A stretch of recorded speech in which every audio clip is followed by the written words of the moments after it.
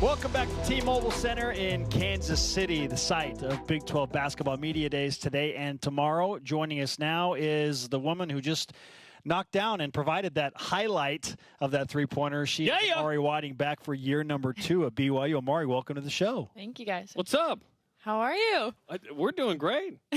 we're here in Kansas City hanging out. How's it been so far? Let's go. No, it's been really fun. We've done a lot of fun things. Cosmo's been busting out moves, so it's been good. Cosmo, the best hang ever, right? The best. The best. Can't talk, but still good hang. Still. Right?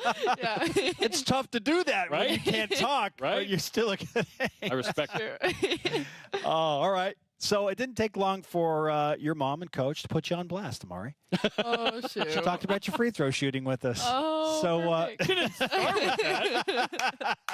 No, she felt like you had a good year, but that you could do much more. And she felt like she led with saying you felt that way too. That you said, I got to put on more muscle. I'm getting knocked off my base a little bit. Yeah. How would you assess your freshman year? I didn't think, like, in my eyes, like, I didn't think it was great. I think coming back from injury is always tough, and that first year is just a lot of mind games of trusting yourself, being confident again.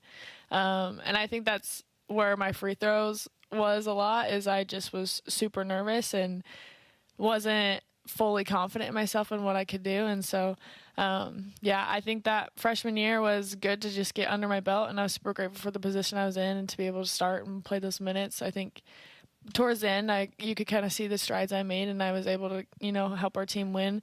But I just feel like I didn't contribute a ton and do the Amari things I know I can do.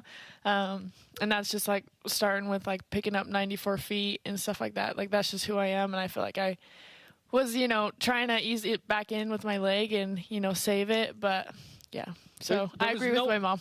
There was no way to ease into it though. Like, if you're going to start and be the point guard, you're asked to be arguably the most important player on the court. Yet your standard's high. It's always super simple to be thrown in as a true freshman. Yeah, and hey, guard every inch of the court. This is just normal things for a freshman in college. No, you were asked to do a lot. So it's interesting to see, hey, I can be better. Yeah. For sure. We bring up the free throw thing in jest. Obviously, as we just heard Coach Wardenberg talk about, you have, in his opinion, put in the most work of anybody on the roster in the offseason. So what specifically went into that? Walk us through the typical offseason day of Amari Whiting as you were preparing to get better. During the summer, my brother was home, which was awesome. And so Chase.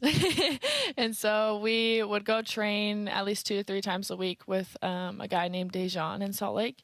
I was lifting every day, running every day, and then just getting my own shots in on top of those workouts. So really every day, just lift, condition. I was putting in X amount of makes, and then going to train with Dejan. Or if we didn't have Dejan that day, then I was training with another trainer here, and then also my dad. And so just kind of getting in all the work I could. I feel like this offseason compared to last offseason was more of like, hey, I got my body back underneath me. Like, now it's time to make gains, time to make strides. And so, just was working. It's hard, as your mom mentioned. I mean, Coach Whiting, the two are the same. To trust your knee. How long before you do? Have you? How do you know? Do you have to get into games before you're like, okay, this is pre-ACL me? Yeah. I mean, you can practice all you want. But I remember one practice, I went up for a contested layup and I just dropped the ball. And I was like, no, I can't do it. It really messes with your brain a lot. And I started seeing Craig this past summer as well. Manning. Craig Manning. Yeah. Just working on the mind. But you really just have to experience it. You just have to do it. I remember this. Oh, sorry, I get emotional about it. But I remember after that time I dropped the ball, I ran into the training room and Trevin was there. And I was freaking out, kind of having a panic attack of dude, I can't do it. And he was like, same thing happened with, his shoulder when he tore it. And he was like, I remember about to shoot a contestant 3 and same thing kind of happened. It just freaked him out. And he's like, you just have to do it. And so that was kind of just my thing all season. It was I just have to do it. I can't remember the first couple games. I remember just being nervous to even drive the ball. But then just his words played in my mind, I just have to do it.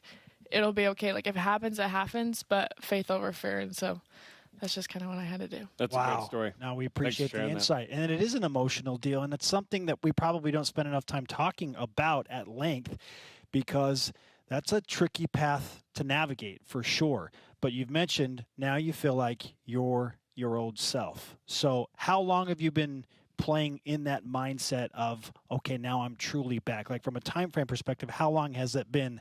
I'm regular Amari now. Yeah.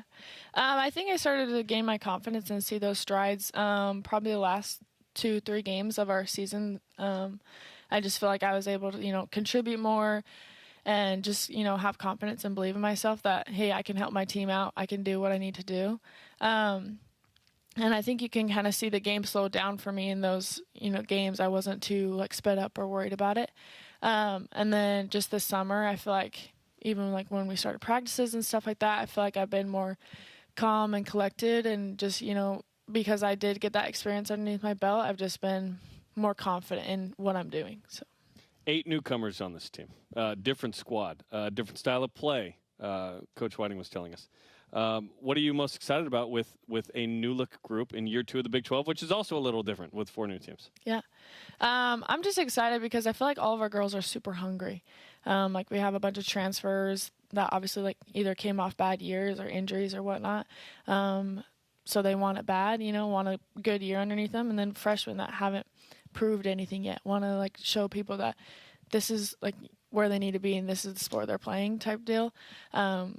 So I just think you'll see a lot of fight. I think that even this summer, no one has ever had to ask, hey, get extra shots in. We should be shooting this amount of shots every week. Practice ends, and literally every single person is out there shooting.